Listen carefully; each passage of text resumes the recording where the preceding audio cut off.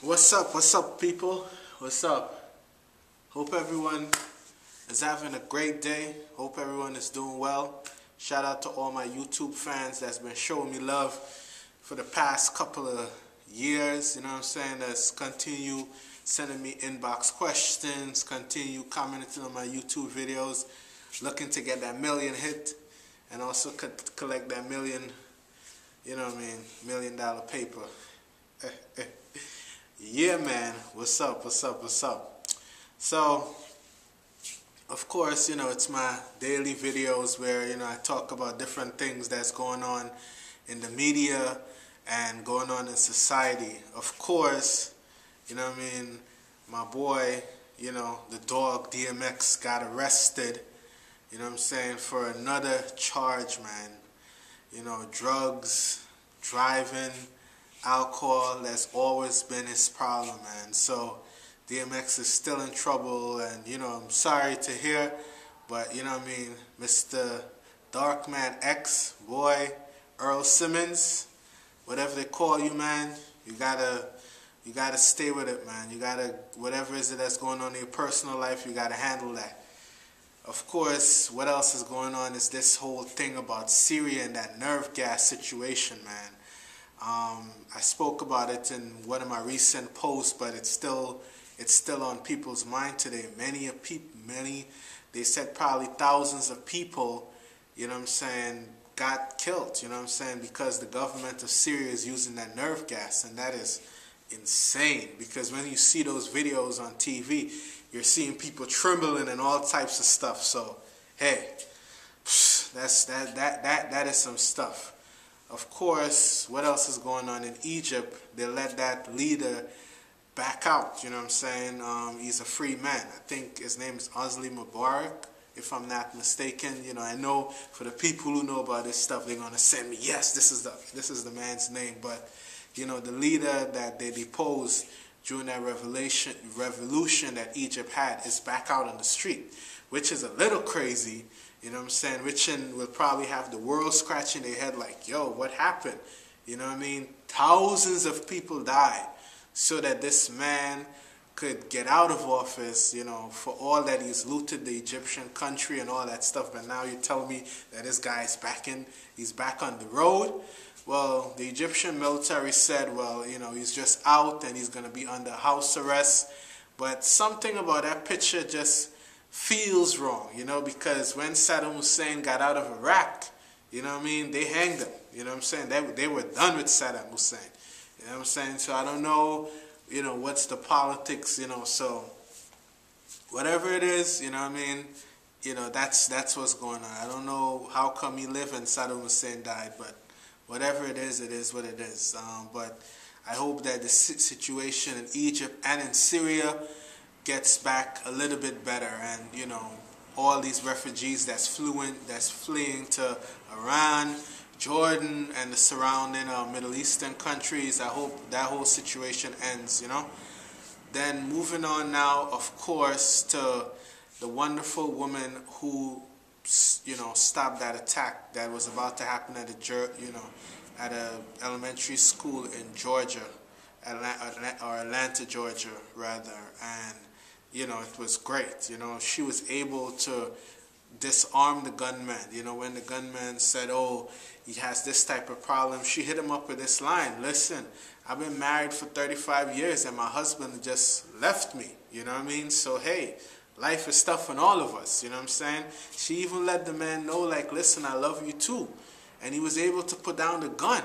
This is to just say that, hey, man, there's a lot of people out there with a lot of problems, And sometimes some of these people just need love. They just need attention, But they're coming from a line of generations of people who don't know how to love them. So they're born into mess, and, they come out crazy. And unfortunately, innocent people like me, you, the people who are watching these videos, get killed because, somebody who have a lot of mental issues, who have a lot of personal problems, believe that going to shoot up a school is the way to solve it, and we have to deal with it, So I, would like to shout out to the woman who saved probably hundreds You know what I'm saying? If not close to thousands of people that day from that guy, because they said that he had like somewhat of like 500 rounds of ammunition, man. I'm like, really?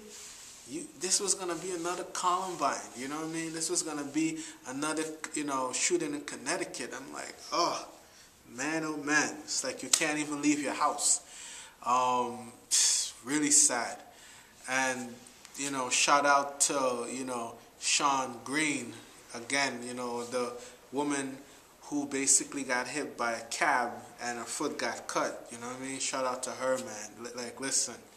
Boy, oh boy, she survived it, and she's going to be okay. So, in Brooklyn today, it was reported on the news that we had, like, one of the biggest gun busts ever, you know what I mean, that happened. Like, over 250 guns were seized. So, basically, what would happen is that these guys would go down wherever they go and bring the guns back to Brooklyn on, charter buses, which was crazy. And they got caught because someone was on Facebook showing, hey, I got all these guns and I got all this money, and boom, law enforcement followed the trail and homeboy got locked up.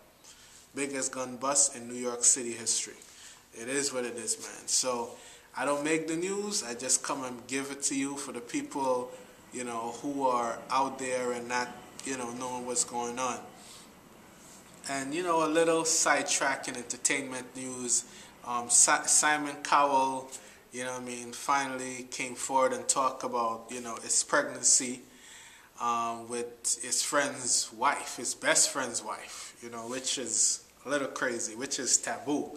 Because, as far as I know, you know what I mean, that, you could cheat on people cheat on their wives, people cheat on their husbands, and, people cheat with girlfriends, exes, and a whole bunch of things. But getting a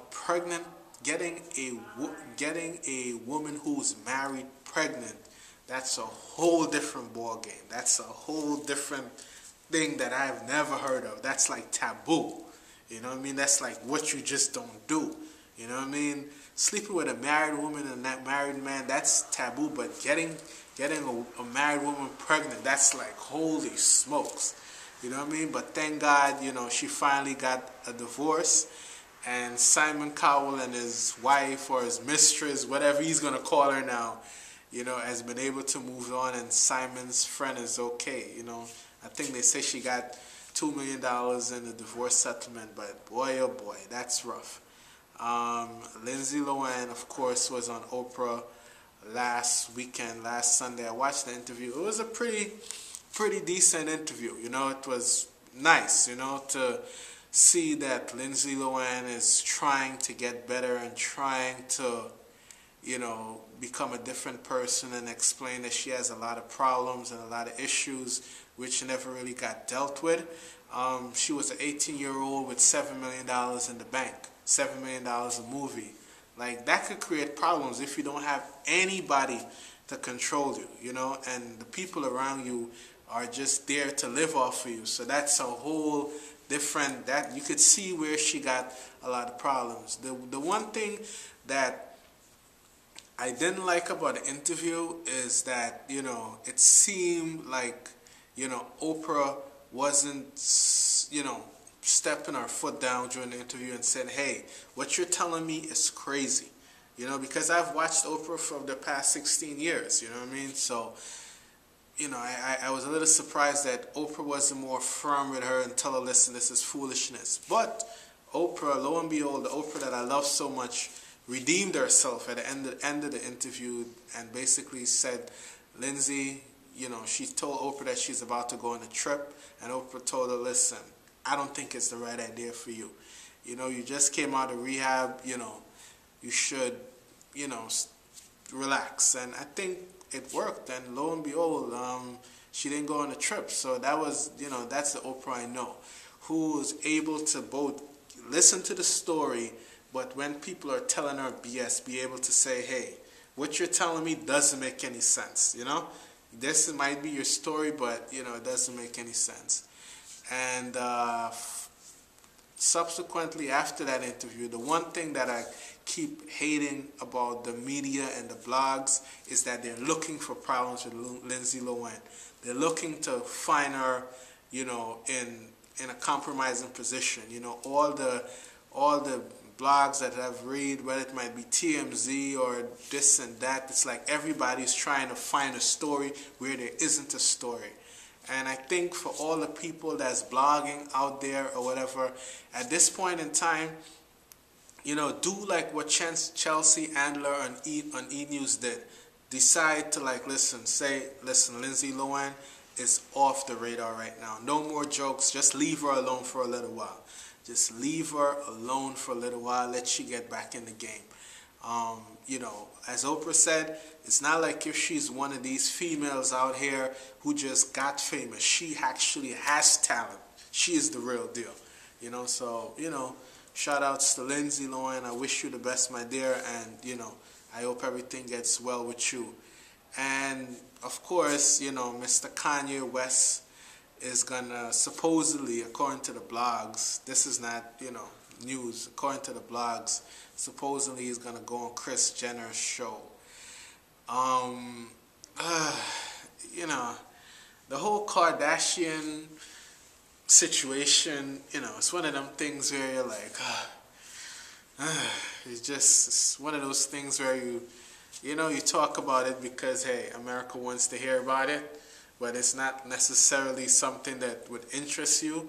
Not because, you know, Kanye West is not a good person or anything like that, but that old Kardashian thing, man, you know, you have to scratch your head when you think about that whole situation. It's crazy, you know, where they are and everything. But regardless of what, I don't make the news, I just report it. Kanye West supposedly is supposed to go on, you know, Kris Jenner's show to reveal their new baby, Northwest, which is, you know, admirable or whatever you. But, you know, that whole situation hurts when you start to talk about it. You know, regardless of what, you know, good luck, Kris, and good luck, Kanye West. And finally, you know, I always leave this with my viewers and let them know that the stuff that I talk about aren't the most important things in the world. Sometimes they are, but, you know, what's important is that you prioritize your life. Stay focused on the people who are important to you. Stay focused on the people that sleeps next to you. Stay focused on the people that are there for you. You know, don't know who's Kim Kardashian's baby name, but not know, you know, when your child's school starts. You know, don't know that Jay-Z's new album the Magna Carta went #1, but you forgot that your wife's anniversary is tomorrow. So you know, like, really and truly, always remember to set your priorities straight. Keep God in your life, and continue to, you know, keep the people around you secure and everybody else later for them, okay? This is your man, DJ Troy. I'm out. Peace.